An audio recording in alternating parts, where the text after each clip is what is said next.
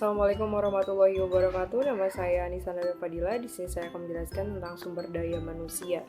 Sumber daya manusia tersebut merupakan elemen terpenting bagi perusahaan. Apabila pemanfaatan manusia yang dilakukan secara baik, maka perusahaan atau bisnis yang akan dijalankan akan berjalan secara maksimal. Dari mulai penataan atau menempatkan yang sesuai dengan kemampuan karyawan dan pengalaman yang dimilikinya, sehingga mereka dapat berkontribusi pada bisnis atau perusahaan tersebut dengan maksimal. Selanjutnya juga dapat konflik, apabila terjadi konflik terhadap perusahaan, itu dapat diatasi dengan apabila sumber daya manusianya baik, dan tentunya ada berbagai macam rules dalam perusahaan atau bisnis yang dijalankan, dan jika sumber daya manusia ini dapat bekerja sama dan menjalankan maupun patuh terhadap rules perusahaan tersebut, maka bisnis atau perusahaan yang akan dilakukan ini akan sangat baik. Dalam bisnis kita ini, kita mempunyai 4 bagian. Yang pertama adalah pengelola, yaitu Astri Febriana. Yang kedua adalah produksi, Elsie Kiranti dan Lanitia Fitriansi. Selanjutnya adalah pemasaran, Anissa Nada Fadila dan Ainur Rahma. Dan selanjutnya keuangan, Nuswatun Hasanah. Assalamualaikum warahmatullahi wabarakatuh. Nama saya Ainur Rahma. Di sini saya akan menjelaskan perihal tugas manajer. Yang pertama adalah manajer pemasaran bertanggung jawab terhadap manajemen bagian pemasaran, dan juga manajer bertanggung jawab terhadap peroleh hasil penjualan dan penggunaan dana promosi. Kemudian manajer pemasaran sebagai koordinator manajer produk dan manajer penjualan.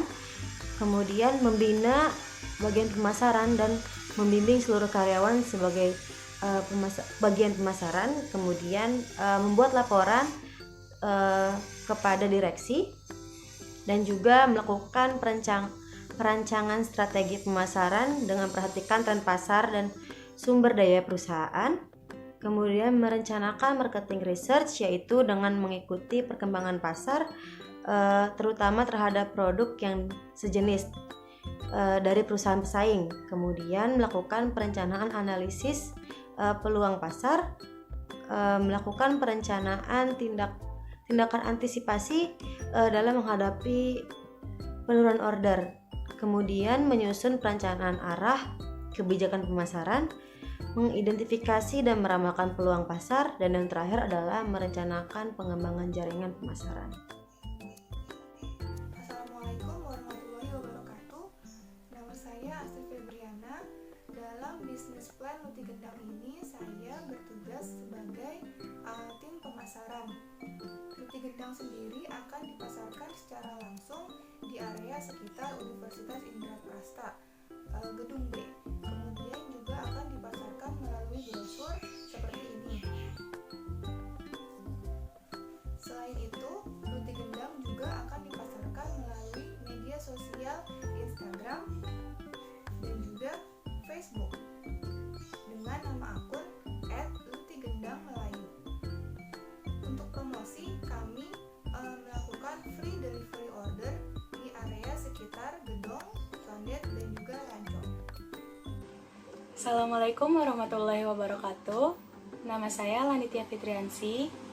Di bisnis plan ini, saya berperan sebagai tim pemasaran yang menargetkan penjualan Luti Gendang kepada mahasiswa, dosen, karyawan kampus, warga sekitar, dan juga orang sekitar pengelola. Baik, setelah strategi pemasaran, saya akan menjelaskan sedikit tentang aspek produksi. Nah, untuk membuat Luti Gendang kita memerlukan kulit. Bahan untuk membuat kulit roti itu, pertama kita memerlukan tepung terigu sebanyak 25.000 gram, kemudian ragi sebanyak 14 bungkus, margarin sekitar 1750 gram yang dicairkan, kemudian gula pasir sebanyak 7000 gram, santan sebanyak 7 sampai 8 mili, kemudian garam. Untuk pembuatan isi atau abonnya, kita menggunakan ikan tongkol sebanyak 20.000 gram yang disubir halus, tapi sebelum itu direbus. Kemudian cabai keriting sebanyak 2.500 gram yang telah dihaluskan, bawang merah 1.750 gram, bawang putih 750 gram, jahe 759 gram, ketumbar 500 gram, garam dapur sebanyak 650 gram. Kemudian penyedap rasa, kami menggunakan Ajinomoto, kunyit sebanyak 250 gram, lengkuas 250 gram, dan minyak untuk menggorengnya. Nah, cara membuat isi itu, ikan tongkol itu direbus, kemudian dihaluskan menggunakan blender setelah disuir ya. Kemudian haluskan cabai keriting, bawang merah, bawang putih, ketumbar, jahe, kunyit, dan lengkuas itu digunakan sebagai rempah. Kemudian panaskan minyak, panaskan wajan, masukkan minyak, kemudian masukkan rempah, aduk-aduk, kemudian masukkan garam dan juga penyedap. Terus setelah itu, setelah berbau harum, masukkan ikan yang telah dihaluskan tersebut, aduk-aduk hingga rata dan ikan menyatu dengan rempah-rempah, aduk hingga itu bahan-bahannya mengering. Kemudian untuk pembuatan kulit luti gendang, siapkan wadah yang besar. Kami biasakan menggunakan baskom yang besar itu untuk membuat adonan. Kemudian masukkan gula pasir dan juga ragi, terus aduk-aduk. Kemudian masukkan sedikit demi sedikit santan, aduk hingga gula itu mencair. Kemudian masukkan margarin yang telah cair, terus masukkan tepung, aduk hingga rata hingga adonan menjadi kalis dan tidak lengket di tangan. Diamkan selama lebih kurang 3 jam. Kemudian bentuk adonan dan kemudian masukkan isi abon yang telah kita buat sebelumnya. Kemudian setelah itu membuat adonan seperti ini ya. Kemudian kalau udah jadi tinggal digoreng seperti ini.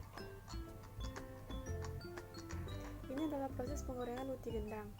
Dan kalau udah jadi, luti gendangnya akan berbentuk seperti ini.